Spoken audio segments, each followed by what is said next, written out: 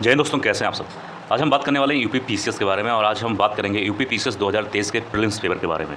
इस वीडियो में हम सब बात करने वाले हैं यूपी पीसीएस के तकरीबन 10 से 15 साल पीवाईक्यू के बारे में। और इस वीडियो में हम लोग ये जानेंगे कि आखिर यूपी पीसीएस में सवाल किस तरीके से पूछे जाते हैं, सवाल पूछे जाने का पैटर्न क्या, कौन से सब्जेक्ट से कितने सवाल आते हैं। तो ये वीडियो बहुत इंपॉर्टेंट है अगर आप 2024 या फिर 2025 का एग्ज़ाम दे रहे हैं यूपी पीसीएस का, या क्वेश्चन हिंदी और इंग्लिश दोनों में रहेगा। मैं हिंदी में पढ़ूंगा और आप लोग इंग्लिश में भी देख सकते हैं। अब जैसे कि सवाल नंबर 1 है, इसमें कहा गया केंद्रीय बजट 2023 और 24 के अनुसार अंतर्राष्ट्रीय अवसरों के लिए युवाओं को कौशल प्रदान करने के लिए विभिन्न राज्यों में कितने कौशल भारत अंतर्राष्ट्रीय केंद्र स्थापित किए गए हैं। ये हिंदी है और यहाँ पर नीचे आप इंग्लिश देख सकते हैं जैसे कि लिखा हुआ है। According to the union budget 2023 या 24 how many skill India international centre will be set up in different state to skill youth for international opportunities. ठीक है, अब बात करें प्रश्न नंबर 1 के बारे में, तो इस सवाल का सही उत्तर हो जाएगा ऑप्शन नंबर डी यानी कि 30। अब आप ये देख सकते हैं कि जो प्रश्न नंबर 1 है ये करंट अफेयर का सवाल है और यूपी पीसीएस में सबसे बड़ा गेम करंट अफेयर का होता है। यानी कि अगर हम बात करें तो 35 से ज़्यादा और 40 और यहाँ तक कि 45 सवाल करंट अफेयर से पूछे ही जाते हैं, तो ये काफ़ी ज़्यादा इंपॉर्टेंट हो जाता है। अब ये करंट अफेयर है, ठीक है, और ये कहीं ना कहीं इकोनॉमिक्स से संबंधित है। ठीक है, अब आइए हम लोग बात करते हैं प्रश्न नंबर 2 के बारे में। यहाँ पर देख सकते हैं, यहाँ पर इंग्लिश में लिखा हुआ है।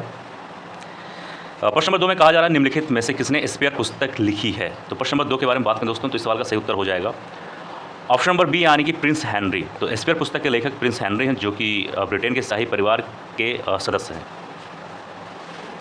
आप इंग्लिश में भी इस सवाल को देख सकते हैं। अब आइए हम बात करेंगे प्रश्न नंबर 3 के बारे में। इसमें कहा गया है कि संसाधनों के उपयोग तथा भविष्य के लिए, प्रश्न नंबर 3 में है कि संसाधनों के उपयोग तथा भविष्य के लिए उनके संरक्षण की आवश्यकता को संतुलित करने को हम क्या कहते हैं। तो प्रश्न नंबर 3 काफ़ी ज़्यादा इंपॉर्टेंट है। तो प्रश्न नंबर 3 के बारे में बात करें, सवाल का सही उत्तर हो जाएगा ऑप्शन नंबर डी यानी कि सतत विकास। अब इस सवाल को आप इंग्लिश में भी देख सकते हैं जो लोग इंग्लिश मीडियम से हैं। अब आपको इस वीडियो से ये समझने में सहायता मिलेगा कि कौन से सब्जेक्ट से कितने सवाल आते हैं, सवाल पूछे जाने का कौन सा तरीका है, और करंट अफेयर आप लोग खुद से इसमें जोड़ सकते हैं। यानी कि जब मैं 2012 या फिर 2015 का पीवाईक्यू जब सॉल्व कराऊंगा तो वहाँ पर जो करंट अफेयर होगा वो कहीं ना कहीं 2015 से ही संबंधित होगा। लेकिन आपको उससे ये जानना है और सीखना है कि कौन से टॉपिक से करंट अफेयर अक्सर पूछे जाते हैं। अब आइए बात करते हैं प्रश्न नंबर 4 के बारे में। 4 वाला आप देख सकते हैं यहाँ पर। अब प्रश्न नंबर 4 में दिया गया कि नीचे 2 कथन हैं जिनमें से एक को अभिकथन ए और दूसरे को कारण आर कहा गया है। अब अभिकथन ए में है राष्ट्रपति संसद का भाग है और कारण आर में है कि संसद के दोनों सदनों द्वारा पारित विधेयक राष्ट्रपति की सहमति के बिना कानून नहीं बना सकता। वो तो जो आर है वो यहाँ से स्टार्ट हुआ है और यहाँ पर जाके खत्म हुआ है। अगर हम बात करें प्रश्न नंबर 4 के बारे में, तो इस सवाल का जो सही उत्तर होगा वो हो जाएगा ऑप्शन नंबर डी यानी कि ए और आर दोनों सही है और आर ए की सही व्याख्या करता है। यानी कि दोनों पॉइंट सही है और आर जो है ए की सही व्याख्या करता है। तो ये कहीं ना कहीं आप सभी को मालूम होना चाहिए। राष्ट्रपति संसद का भाग अनुच्छेद 79 है। संसद के दोनों सदनों द्वारा पारित विधेयक राष्ट्रपति की सहमति के बिना कानून नहीं बना सकता। तो ये चीज़ आप सभी को मालूम होना चाहिए। अब आइए बात करते हैं प्रश्न नंबर 5 के बारे में। प्रश्न नंबर 5 में कहा गया है कि मिलिंद पन्हो राजा मिलिंद तथा एक बौद्ध भिक्षु के मत संवाद रूप है, वह भिक्षु थे। तो प्रश्न नंबर 5 के बारे में बात करें तो इस सवाल का सही उत्तर हो जाएगा ऑप्शन नंबर बी यानी कि नागसेन। तो इस सवाल का सही उत्तर हो जाएगा ऑप्शन नंबर बी यानी कि नागसेन। इस सवाल को आप लोग इंग्लिश में भी देख सकते हैं। ठीक है, अब आइए बात करते हैं प्रश्न नंबर 6 के बारे में। इसमें कहा गया निम्नलिखित में से कौन सा कथन सत्य है। यहाँ पर आपके सामने 3 ऑप्शन दिए गए हैं, ए बी सी, और साथ ही साथ एक ऑप्शन और दिया गया है डी वाला। अगर हम बात करें प्रश्न नंबर 6 के बारे में, तो इस सवाल का सही उत्तर हो जाएगा ऑप्शन नंबर ए यानी कि महासागरीय लौटा कर्क एवं मकर रेखाओं पर अधिकतम होती है। तो ये सवाल काफ़ी ज़्यादा इंपॉर्टेंट था और ये सवाल ज्योग्राफी से संबंधित है। अब आइए बात करते हैं प्रश्न नंबर 7 के बारे में। प्रश्न नंबर 7 में कहा गया है कि अल नीनो के संदर्भ में निम्नलिखित कथनों में कौन सा सही है। यहाँ पर ये पूछा गया कौन सा सही है। यहाँ पर आप सभी के सामने 2 पॉइंट है, 1 पॉइंट और पॉइंट नंबर 2।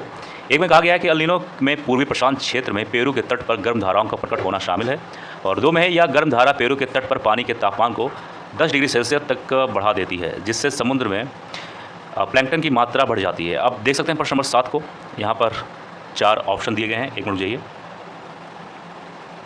अगर हम बात करें प्रश्न नंबर 7 के बारे में, तो प्रश्न नंबर 7 का सही उत्तर हो जाएगा ऑप्शन नंबर ए, यानी कि पॉइंट नंबर 1 वाला सही होगा। यानी कि हम बात करें तो अल नीनो में पूरी प्रशांत क्षेत्र में पेरू के तट पर गर्म धाराओं का प्रकट होना शामिल है। तो दोस्तों प्रश्न नंबर 7 भी जियोग्राफी से संबंधित है, और अल नीनो जो उसका टॉपिक है, ये कहीं ना कहीं यूपीएससी से भी संबंधित है। तो ये जियोग्राफी का काफ़ी ज़्यादा इंपॉर्टेंट भाग है। अब इसको आप लोग इंग्लिश में भी देख सकते हो, जहाँ पर पूछा गया है कि which of the following statement is correct in the context of El Nino. ठीक है, यहाँ पर देख सकते हो ऑप्शन नंबर 1, ऑप्शन नंबर 2। अब आइए बात करते हैं प्रश्न नंबर 8 के बारे में। प्रश्न नंबर 8 में है कि which of the following woman freedom fighter is not associated with the quit India movement. ये यहाँ पर हिंदी में भी है, निम्नलिखित में से कौन महिला स्वतंत्र सेनानी भारत छोड़ो आंदोलन से संबंधित नहीं है। यहाँ पूछा गया संबंधित नहीं है, यानी कि 4 नाम दिए गए हैं आप सभी को, जहाँ पर नीचे आप लोग देख सकते हैं। 4 नाम में से कोई एक नाम ऐसा होगा जो संबंधित नहीं है, तो जाहिर सी बात है, तो एक नाम संबंधित नहीं होगा, तो 3 नाम अपने आप ही भारत छोड़ो आंदोलन से संबंधित हो जाएगा। अगर हम बात करें प्रश्न नंबर 8 के बारे में, तो प्रश्न नंबर 8 का सही उत्तर हो जाएगा ऑप्शन नंबर डी, यानी कि शांति घोष। तो शांति घोष का संबंध भारत छोड़ो आंदोलन से नहीं है। जबकि आप सभी को ये मालूम होना चाहिए कि ABC यानी ये तीनों नाम जो है भारत छोड़ो आंदोलन से संबंधित है। तो अभी भी सवाल ये पूछ ले कि जैसे कि अरोड़ा आशरफ अली ये किससे संबंधित है, तो आपको ये कहीं ना कहीं मालूम होना चाहिए कि भारत छोड़ो आंदोलन से संबंधित है। तो ये कहीं ना कहीं मॉडर्न हिस्ट्री का सवाल है, ये ध्यान देना। अब बात करते हैं प्रश्न नंबर 9 के बारे में। इसमें कहा गया है mount Neumann is famous for which of the following minerals. Hindi में दिया गया है माउंट न्यूमेन निम्नलिखित में से किस खनिज के लिए प्रसिद्ध है। अगर हम बात करें प्रश्न नंबर 9 के बारे में, तो 9 का सही उत्तर हो जाएगा ऑप्शन नंबर सी, यानी कि लोह अयस्क। ठीक, तो माउंट न्यूमेन जो है दोस्तों, वो पश्चिम ऑस्ट्रेलिया में स्थित है, ये चीज़ ध्यान देना, जिसका संबंध है लोह अयस्क यानी कि आयरन ओर से। यहाँ पर आप लोग देख सकते हैं। अब बात करते हैं प्रश्न नंबर 10 के बारे में। यहाँ पर इंग्लिश, यहाँ नीचे हिंदी दिया हुआ है। प्रश्न नंबर 10 में है कि 25 दिसंबर 2022 को निम्नलिखित में से किस देश के द्वारा 1 जनवरी 2005 के बाद जन्म हुए पुरुषों के लिए 1 वर्ष की सैनिक सेवा अनिवार्य कर दी गई। अगर हम बात करें प्रश्न नंबर 10 के बारे में दोस्तों, इस सवाल का सही उत्तर हो जाएगा ऑप्शन नंबर डी, यानी कि ताइवान। अब दोस्तों ये था आज का वीडियो। अब आइए हम लोग बात कर लेते हैं कि 10 सवाल में से कितने सब्जेक्ट से कौन सा सवाल पूछा गया है। अगर हम लोग बात करें प्रश्न नंबर 1 से, तो जो प्रश्न नंबर 1 है वो है दोस्तों करंट अफेयर संबंधित, और ये कहीं ना कहीं इकोनॉमिक्स से संबंधित है। अब बात करते हैं प्रश्न नंबर 2 के बारे में। ये निम्नलिखित में से किसने स्पेयर पुस्तक लिखी। तो दोस्तों ये जो प्रश्न नंबर 2 है, हर साल UPPCS में तो लगभग कई सारे सवाल, लगभग 8 से 10 15 सवाल यहाँ तक के ऐसे आते हैं जो कि कहीं ना कहीं वहाँ पर पुस्तक से संबंधित होते हैं और कई सारे फील्ड से संबंधित होते हैं। तो ये कहीं ना कहीं किसी पार्टिकुलर सब्जेक्ट से संबंधित नहीं है, इसको आप लोग करंट अफेयर में या फिर मिसलिनियस में भी डाल सकते हैं। अब आइए बात करते हैं प्रश्न नंबर 3 के बारे में। तो दोस्तों ये है ज्योग्राफी का सवाल है, और प्रश्न नंबर 4 में जो दिया गया ये है पॉलिटी का है, और प्रश्न नंबर 5 जो है ये है एंशिएंट हिस्ट्री संबंधित है। प्रश्न नंबर 6 जो है ये ज्योग्राफी संबंधित है। प्रश्न नंबर 7 भी ज्योग्राफी से संबंधित है। और अगर हम बात करें प्रश्न नंबर 8 के बारे में दोस्तों, तो ये मॉडर्न हिस्ट्री संबंधित है।